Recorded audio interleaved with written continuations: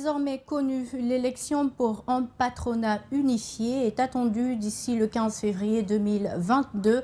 En tout cas, c'est ce qui est écrit dans un courrier envoyé par le ministère du Commerce, de l'Industrie, des petites et moyennes entreprises aux différentes organisations patronales. Dans le courrier, il est également indiqué la mise en place d'un comité de suivi consensuel au sein duquel le secrétaire du département devrait piloter les différentes rencontres. Le patronat dirigé par Habib salue cette démarche et rassure de sa volonté à trouver des solutions pour l'unification du patronat. Al-Seni Bari commente les images de Yacouba Traoré. C'est peut-être la fin de la crise qui oppose le Conseil national du patronat guinéen, dirigé par Habib Anne, et celui de Ansouman Kaba Guiter. Dans une correspondance adressée aux différents patronats, le ministère du Commerce, de l'Industrie, des petites et moyennes entreprises annonce la mise en place d'un comité de suivi consensuel dirigé par le secrétaire général du département, l'élaboration par le comité de suivi d'un projet de charte ou de statut, ainsi que le règlement intérieur aux standards internationaux pour leur adoption. La mise en place de ce patronat unifié et des documents juridiques y afférents entraîneront la dissolution des patronats existants, PAC, CEPEG, CNP Guinée. 5. L'élection par consensus en Assemblée générale du Bureau exécutif unifié d'ici le 15 février 2022. À défaut d'un consensus d'unification, au-delà de cette date, un congrès électif sera organisé. Satisfait du courrier, le Conseil national du patronat, dirigé par Habib Anne, invite les différents opérateurs économiques et les autres organisations patronales au dialogue pour trouver une solution à l'amiable, sans aucune exclusion, dans cette démarche d'unification du patronat guinéen. Ce qu'on a vu aussi au ministre du Commerce, il est en train d'aller dans le domaine du président de la République. Juste en faisant de nous donner cette lettre, ça veut dire qu'il n'y aura pas d'exclusion. Et au cas où il n'y aura pas d'entente, les fédérations sont prêtes à faire l'élection et ça va être un président serait élu. Pour le moment, nous n'avons pas eu la réaction du camp de Guiter. Mais une chose est sûre, l'unification ne peut être que bénéfique pour tous les opérateurs économiques guinéens, sans distinction aucune. Les écoles franco-arabes de Guinée disent être marginalisées et oubliées par le département, ce depuis une décennie. Aujourd'hui, elles disent manquer presque de tout. Les encadreurs de ces établissements d'enseignement évoquent le manque d'infrastructures, mais aussi d'opportunités de formation. Ce mercredi, ils ont été reçus par le ministre de l'Enseignement préuniversitaire et de l'Alphabétisation. Reportage Justin Leno et Djibril Kabak Kamara. Au lycée franco-arabe de Matam, Mohamed Lamine Silla, professeur de philosophie, dispense son cours sur l'esthétique. Il a opté pour l'école franco-arabe depuis des années, mais son constat est amer sur le secteur. Je peux dire que l'État ne s'intéresse pas beaucoup. Abdoulaye Kamara, élève de la terminale, fait lui aussi le constat. Dans son établissement, les conditions d'études sont précaires. On n'a pas de bibliothèque franco-arabe dans notre école ici. Et dans les autres écoles franco-arabes, il n'y a pas. En Guinée, les écoles franco-arabes, les toutes premières, ont été construites en 1977 et elles étaient au nombre de 54 à l'époque.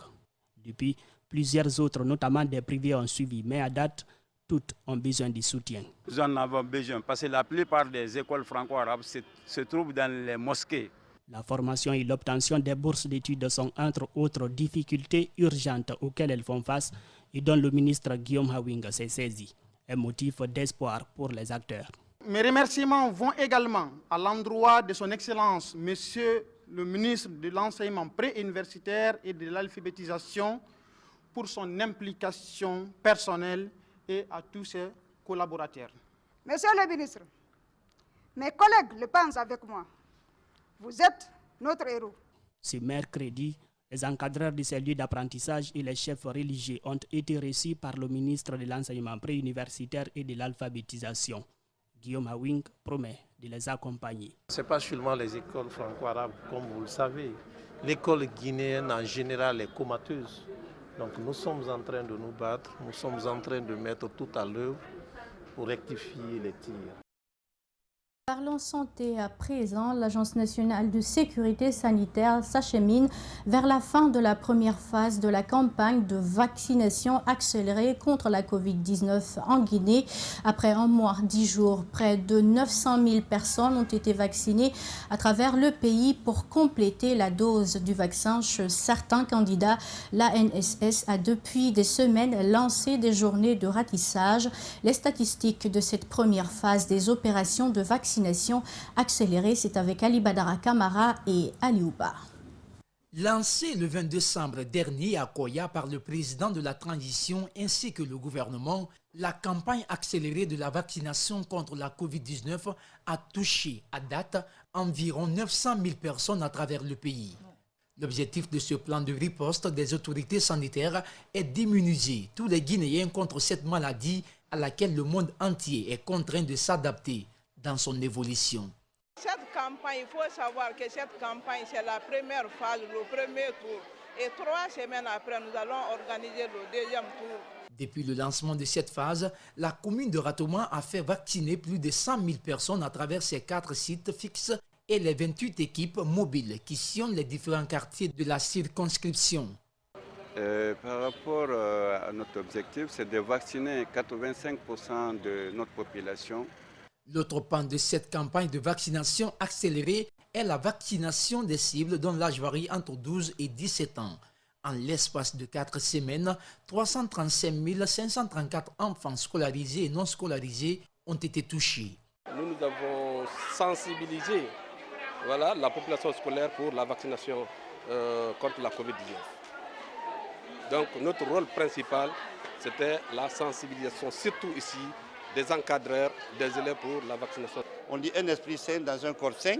Donc quand on n'est pas malade, on peut bien étudier. Donc c'est ce que nous disons aux enfants. Il y a des candidats au baccalauréat qui sont là.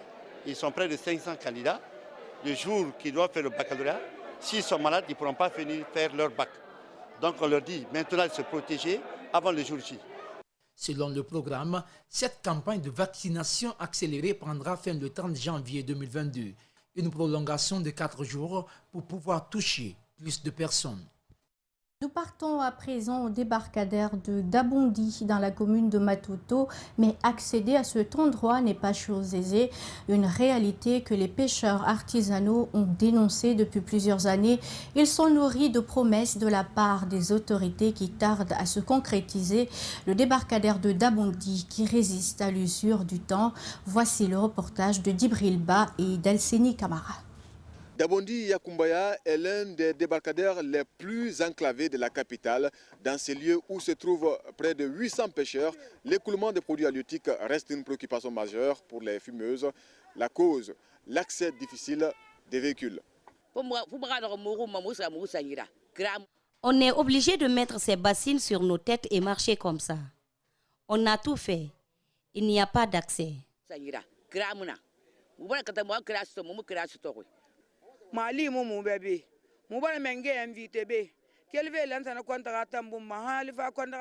Nous vivons ce calvaire depuis longtemps. Nous n'avons pas pour l'instant de route. On se débrouille. Pas d'aide. On a reçu trop de promesses. Aucune n'est réalisée.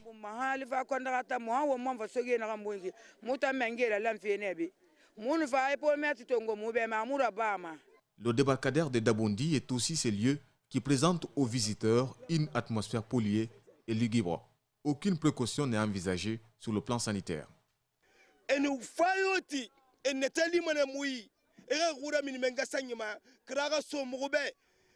Nous souhaitons avoir une route. On a beaucoup souffert. Nos femmes ont trop souffert. Tous ces aménagements que vous voyez sont faits grâce à nous.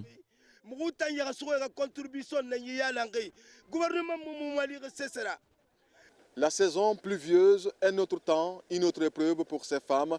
Elles sont obligées de porter leur corvée jusqu'au marché de Bonfi, situé à moins d'1 kilomètre d'ici. Alors, ni l'association des pêcheurs artisanaux, ni la commune de Matoto, encore moins le département des pêches, n'ont agi par rapport à cette situation.